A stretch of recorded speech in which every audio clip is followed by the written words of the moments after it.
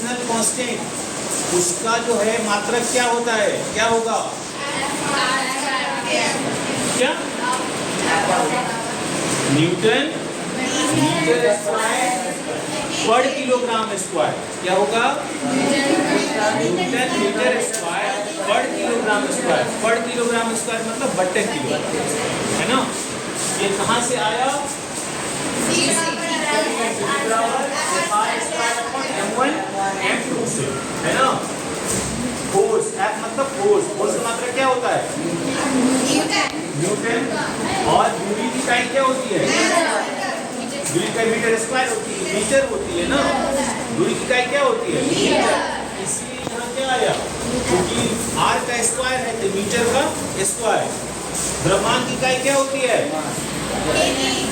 Kilogram, द्रव्यमान की इकाई किलोग्राम। यहाँ कितना किलोग्राम है, 2, 1 किलोग्राम और दूसरा भी गुना है दोनों, तो पावर क्या होता है गुना में देगा, है ना। जैसे हम अगर a गुना a लिखें, इसका मान कितना होता है, इसका पावर कितना है 1, इसका पावर कितना है 1, गुना में क्या होता है पावर जुड़ता है, 1 + 1 मतलब 1 पावर 2। इसी तरह यहाँ 1 किलोग्राम गुना दूसरा किलोग्राम, तो किलोग्राम का पावर कितना होगा 2, इसीलिए इसकी इकाई क्या होगी न्यूटन मीटर स्क्वायर पर किलोग्राम स्क्वायर। अब देखिए स्मॉल जी का मान कितना होता है 9.8 मीटर पर सेकेंड स्क्वायर। अब देखिए कि अगर ये चौक को हम ऊपर फेंक रहे हैं, देखिए जो है चौक कहाँ तक जा रहा है, मैक्सिमम एक दूरी पर जाके क्या हो जाएगा, यह अस्थिर हो जाएगा। मैक्सिमम ऊपर में जाके क्या हो जाएगा, रुक जाती है ना, तो अंतिम वेग उसका क्या हो जाएगा 0। अंतिम वेग क्या हो गया 0। प्रारंभिक वेग, इस वेग से हमने इसे उछाला, वो क्या हो गया उसका प्रारंभिक वेग। तो यह फॉर्मूला आप लोग पढ़े थे फर्स्ट चैप्टर में, v = u + क्या होता है at, ये फॉर्मूला होता है v = u + at। यहाँ एक जगह पे क्या हो गया a क्या है त्वरण है, यहाँ एक जगह पे क्या हो जाएगा g। जब हम ऊपर या नीचे आ रहा है तो उस स्थिति में a बदल के क्या हो जाएगा g होगा, तो इसका मान क्या हो जाएगा u + dt। ये कब होगा u + dt कब होगा, जब ये ऊपर से नीचे आ रहा है तब होगा। क्यों, क्योंकि g का मान क्या हो रहा है बढ़ रहा है। जब ऊपर से नीचे आते हैं तो g का मान क्या होता है बढ़ता है, अगर नीचे से ऊपर जाएंगे तो g का मान क्या होगा घटेगा, है ना। तो यही अगर कोई चीज को ऊपर फेंक रहे हैं तो यहाँ v बराबर क्या हो जाएगा u - dt, क्या हो जाएगा u - dt, है ना, आपके रूप में है दिया हुआ।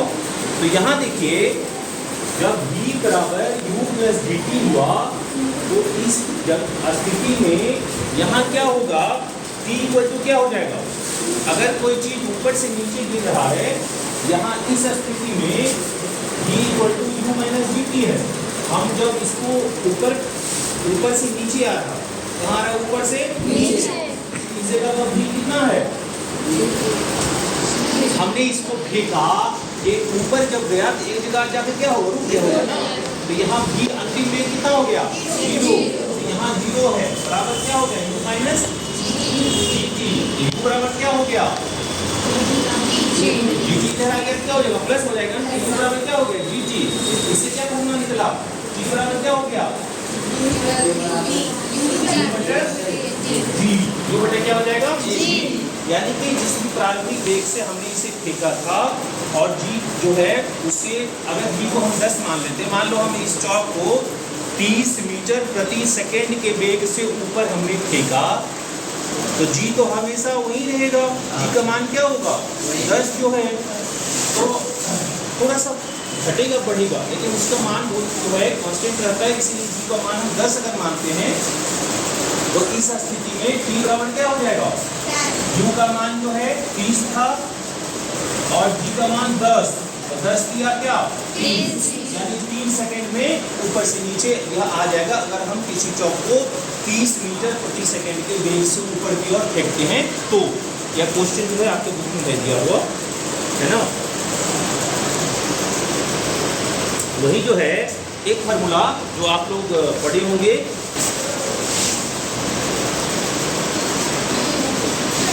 लिखे जा रहे हैं ना। एक फार्मूला है v square equal to u square plus 2as, याद है ये? u स्क्वायर प्लस 2as ये फार्मूला होता है। ये कहाँ पढ़े थे? पहले चैप्टर में, जो है जो गति वाला चैप्टर है उसमें। इस जगह पे ये इसका मान क्या हो जाएगा? v equal to u square plus 2g, s की जगह पे क्या हो जाएगा? s क्या है यहाँ? हाइट है ना, ऊपर और नीचे हाइट जो है, ये क्या हो जाएगा? 2gh। ये क्या होगा? 2gh। अगर हमें जो है यह इसमें भी क्या होगा? अगर ऊपर से नीचे आ रहा है तब तो ठीक है, लेकिन हमें क्या आ रहा है? इस स्थिति में हम ऊपर जब किसी चीज को फेंक रहे हैं तो जी क्या हो रहा है? जी घटेगा। जी का मान क्या होगा? घटेगा। यहाँ बी स्क्वायर बराबर क्या हो गया? You square minus 2gh। ऊपर जाने पर जी का मान घटता है। अब यहाँ अंतिम जब समय पर जाकर ये चौक क्या हो जाएगा? रुक जाएगा ना। कोई एक स्थिति को आएगा जहाँ तो रुक जाएगा, वहां से फिर नीचे गिरना शुरू होगा। यहाँ बी का मान क्या हो जाएगा? यू स्क्वायर माइनस क्या हो जाएगा? 2gh। अब यहाँ ये इधर आ जाएगा, यू स्क्वायर सब जगह जहाँ बी के बराबर रहता है वहाँ क्या रहता है? इधर या का साइन देते हैं। यू स्क्वायर बराबर क्या हो जाएगा? 2gh, है ना। इससे जो है h, अगर हमें कोई पूछे कि किसी चीज को हम ऊपर फेंक रहे हैं तो कितनी दूरी तक जाएगा, तो उसका हम इसी से निकाल सकते हैं। h का मान कितना हो गया? यू स्क्वायर बटा 2g। यू स्क्वायर बटा क्या हो जाएगा?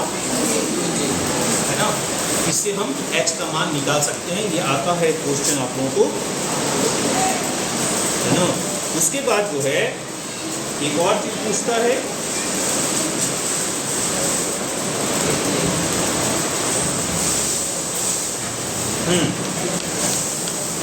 ये देखिए, अगर यह पूछे कि ऊपर जाकर, कहाँ? ऊपर जाकर और नीचे जो है आने में कुल समय इसको कितना लगा, तो कितना हो जाएगा? किसी चौक को हमने ऊपर फेंका, फिर ऊपर से वह नीचे आया, तो ऊपर और नीचे जाने में कितना समय लगता है उसके बारे में जानिए। इसको लिख लिया, मिटा दें इसको।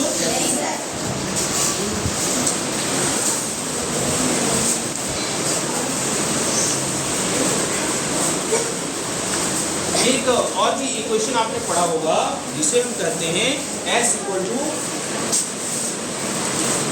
UT plus half AT square. पढ़ा था ना, s equal to UT plus क्या होता है? Half AT square. तो यहाँ एक जगह पर क्या हो जाएगा?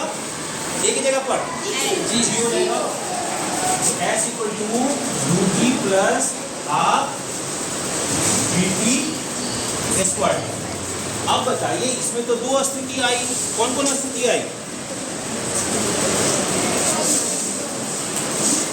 एक में जी जो है ऊपर जाने पर घट रहा है और एक में क्या हो रहा है? तो अगर ऊपर चला गया है, अगर ऊपर जा रहा है तो उस स्थिति में जी का मान क्या होगा? घटेगा। तो यहाँ यह क्या हो जाएगा? s equal to UT minus half VT square. अब देखिए यहाँ क्या हो जाएगा?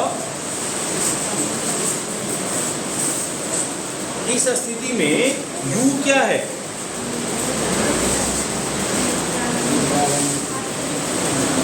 इस स्थिति में u यहाँ क्या हो जाएगा? यहाँ देखिए आपको बुक में एक ये पेज नंबर है 61, जिसके पास होगा ये 61 नंबर पेज में ये दिया हुआ है एक फिगर है। यह मुक्त पतन का दिया हुआ है। किसका दिया हुआ है? मुक्त पतन का। यह क्या है? ऊपर से नीचे यह हाइट हो गई h, जैसे अभी ऊपर देखे तो h हो गया। यह ऊपर में जो है महत्तम बिंदु v बराबर क्या हो गया? अंत में 0। अगर नीचे से फेंका जा रहा है तो v बराबर क्या होगा? 0। नीचे से जो हम लगा रहे हैं वो क्या हो गया, u, प्रारंभिक वेग u हो गया। जब ऊपर से नीचे g आ रहा है तो क्या g का मान बढ़ रहा है, ऊपर जब जाता है तो g का मान क्या होगा, घट जाता है। ये माइनस है, ये क्या है प्लस। तो इस जगह पे अगर गेंद वापस अपनी प्रारंभिक स्थिति पे जब ऊपर चली गई और आ रही है तो उस स्थिति में हमें जो है विस्थापन कितना हो गया, सो बताइए। ऊपर गया और वापस आया, ऊपर गया और वापस आया, विस्थापन कितना, विस्थापन शून्य हो गया। एस बराबर कितना हो गया, शून्य। यूटी और माइनस जो है हाफ वीटी स्क्वायर। तो इससे क्या हो जाएगा, यूटी बराबर हाफ वीटी स्क्वायर, है ना। यूटी बराबर क्या हो जाएगा, हाफ वीटी स्क्वायर, है ना। तो यह भी जो है एक समीकरण है, आपकी बुक में तो पढ़िएगा। तो यहाँ दिया हुआ है, इसमें 3 स्थिति है। एक स्थिति है उच्चतम बिंदु तक पहुंचने में लगा समय, दूसरी स्थिति है इसकी महत्तम ऊंचाई, और तीसरी स्थिति है ऊपर जाकर नीचे आने में लगा कुल समय। यह 3 स्थिति जो है आपने, एक और चौथी स्थिति है। तो इसे अगर हम निकालेंगे T गैस बराबर, तो क्या हो जाएगा, अगर हम इसका मान निकाले या T इक्वल टू, तो कितना हो जाएगा बताइए। एक T इधर एक T कट जाएगा, कटेगा ना जी सर, कट जाएगा। एक इधर कटेगा। U का मान क्या होगा, U बराबर हाफ dt हुआ, U बराबर हाफ dt जो है। इस फॉर्मूला को याद कर लीजिए। तो प्रारंभिक वेग अगर हमें ज्ञात करना है तो इस फॉर्मूला से वो जो है निकल जाए, ठीक ना। अब देखिए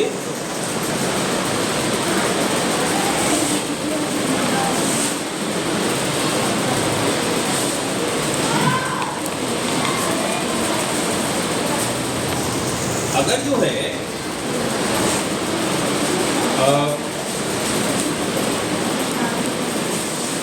एक शुरू में लिखे थे, एक फॉर्मूला आया था G बराबर U बटे G। अभी लिखे थे एक फॉर्मूला शुरू में, G इक्वल टू U बटे G, ये पहला था। अभी जो T का मान आया ये कितना है, half dt। U equal to half dt, T बराबर क्या हो जाएगा, T बराबर यहाँ T का मान क्या हो जाएगा, T स्क्वायर। यहाँ T का मान 2U बटे G, 2U अपन G पर। यह दूसरा इक्वेशन। तो अब देखिए एक बार आया U बटे G और दूसरी बार क्या आया, 2U बटे G। यह जो आया, अब ऐसा कैसे हो गया कि एक बार आ गया U बटे G और दूसरी बार आ गया 2U बटे G, यह क्या खंडा है बताइए। यह वही है जब पहली स्थिति कौन थी, जब वो चीज ऊपर जा रही थी। पहली स्थिति क्या थी, ये चौक ऊपर गया, ऊपर गया तो यहाँ D का मान क्या आया, U बटे G। यह दूसरी स्थिति जो है ऊपर जाकर नीचे आने में लगा समय, या ऊपर गया नीचे आया, है ना। ये टोटल कंप्लीट जो है तो उसका मान क्या आ गया, 2U बटे G। इसीलिए इस कंफ्यूजन ना हो उसके लिए हम इसको T गैस लिख देते हैं। क्या लिख देते हैं, T गैस। यहाँ भी क्या हो जाता, T गैस, यहाँ भी क्या हो जाता, T गैस, यहाँ भी क्या होता, T गैस। तो अब जो है पूरा ऊपर से गया नीचे और नीचे से ऊपर तक ही जाने में, दोनों को मैनेज करेंगे तो क्या होगा, ऊपर से नीचे आने में समय हमें मिल जाएगा। तो उसको जब लिखेंगे कि ऊपर से नीचे आने में कुल समय, ये जो है ऊपर गया, एक बार ऊपर गया नीचे आया, उसमें से अगर यहाँ से ऊपर जाने वाले को घटाएंगे तो क्या आएगा, ऊपर से नीचे आने वाले का समय निकलेगा ना। एक बार हम यहाँ से गए गेट तक फिर आ गए, उसमें से अगर यहाँ से गेट तक वाले को घटा देंगे तो गेट से यहाँ आने का समय निकलेगा कि नहीं, निकल जाएगा। तो वही है, इस दोनों को घटाएंगे, जी डैश माइनस जी, इसका मान क्या हो जाएगा, 2u बटे जी माइनस u बटे जी, इसका मान कितना हो जाएगा, यानी कि इसका मान कितना होता है, उतना ही होता है जितना समय नीचे से ऊपर जाने में लगा, उतना ही समय क्या लगा, ऊपर से नीचे आने में भी। यही यह चीज जो है आपको बताना था कि हम जब किसी चीज को ऊपर फेंकते हैं तो जितना समय लगता है नीचे से ऊपर जाने में, उतना ही समय ऊपर से नीचे आने में। बदमाशी नहीं करोगे, पढ़ाई पर ध्यान दो, तो क्या कर रही है, उसके बाद पकड़ रही है, पढ़ाई पर ध्यान दो। तो ये चीज जो है आपको पूछेगा एग्जाम में पूछेगा, बदमाशी नहीं, पढ़ाई करते वक्त हमेशा कहते हैं सीरियस रहो, पढ़ाई करते वक्त फिर करेगी या फिर कहीं का नहीं रहेगी। चलिए उसके बाद एक और पूछता है इसमें, द्रव्यमान और भार में अंतर। यह पूछेगा, आपके बुक में दिया हुआ है द्रव्यमान और भार, इस दोनों में क्या अंतर है, क्या अंतर होगा बताइए। द्रव्यमान क्या है, भार क्या है, द्रव्यमान किसे कहते हैं, भार किसे कहते हैं, कौन बताओगे।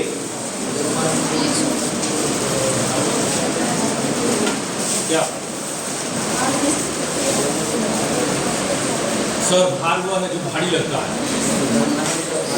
पढ़ाई जो है भारी लगता है सर, भार हो गया है ना, मम्मी जब पैसा वैसा देती है तो द्रव्यमान हो गया, ऐसा नहीं होता है।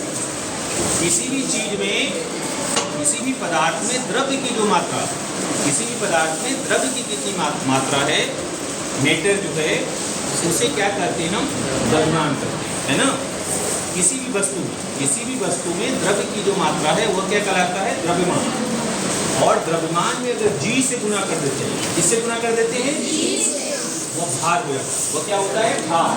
जैसे W बराबर जो है, अगर mg, तो g में किससे गुना कर दिए, m से, या m में g से गुना कर दिए, यह इसका भार होता है, यह क्या होता है, भार। और अगर केवल द्रव्यमान की बात करें तो उसमें केवल m रहेगा, उसमें g का मतलब नहीं।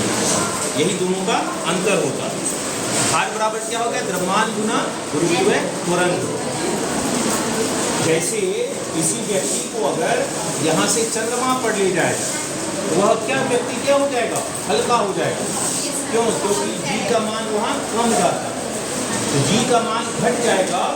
यह भी क्वेश्चन पूछता है कि यहाँ चंद्रमा पर जाते हैं तो कितना वजन हो जाता है, अगर कोई यहाँ 72 किलो का है तो वहाँ जाके 12 किलो का हो जाएगा, 6 गुना घट जाएगा। तो 6 गुना घटेगा तो क्या होगा, हल्का महसूस करेगा, तो वहाँ कूदोगे तो बहुत ऊपर तक चले जाओगे, और फिर वहाँ से नीचे कूदने में भी समय लगेगा, यहाँ के बनिस्पत ज़्यादा जो है ना। ये सब जो लोग चंद्रमा पे गए थे उन्होंने इस चीज़ को देखा था। चलिए फिजिक्स जो है अब दूसरे दिन बताएंगे, ठीक है। अब जो है फिजिक्स को हो गया, अब बायोलॉजी को फटाफट बता देते, जल्दी बायोलॉजी।